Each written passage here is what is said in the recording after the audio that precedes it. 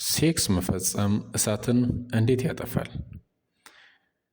ወሲባዊ ኃጢአቶች፣ የወሲብ ፊልም፣ የሴት ራቁት ፎቶ መንፈሳዊ ሕይወትን እንዴት ነው የሚገድለው? ማታ ማታ የመንፈስ ቅዱስ ኃይል እንዲያገኝህ ትጸልያለህ። በተቃራኒ ወዲያውኑ ፖርኖግራፊ ትመለከታለህ። ሁለቱን አድርገህ ምንድን ነው የምትጠብቀው? ከጌታ እና ከሴጣን። በጸሎትህ የጌታን በረከት፣ ከፖርን ወይም ከሴጣን ውድቀትን። ስለ ቅድስና ትጸልያለህ። ቀጥሎ ደግሞ ቲክቶክ ላይ እርቃናቸውን የሆኑ ሴቶችን ስታይ ትውላለህ። ስለ ክብርም ትጸልያለህ። ነውር የሆነውን የወሲብ ፊልም እያየህ እሳትህን ታጠፋለህ። እግዚአብሔር የተናገረህን ከፍታ ላይ እንዲያደርስህ ጌታን አብዝተህ ትለምናለህ። ደግሞም ሴት ልጅን ለማሽኮርመም በየካፌ ትገኛለህ። እየዘለልክ እየጮክ ታመልካለህ። ማታ ማታ ደግሞ ዝሙት ትፈጽማለህ። ሁለት ተቃራኒ ጉዳዮችን በአንድ ጊዜ ትፈጽማለህ። በዚህ ምክንያት እሳትን ከመንፈሳዊ ሕይወትህ ጠፍቷል።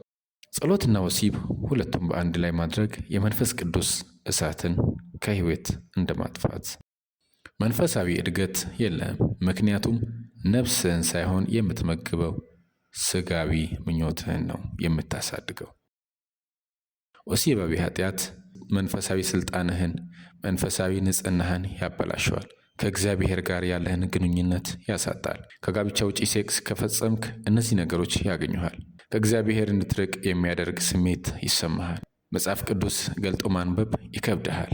ከእውነተኛ እግዚአብሔር ሰዎች ትርቃለህ።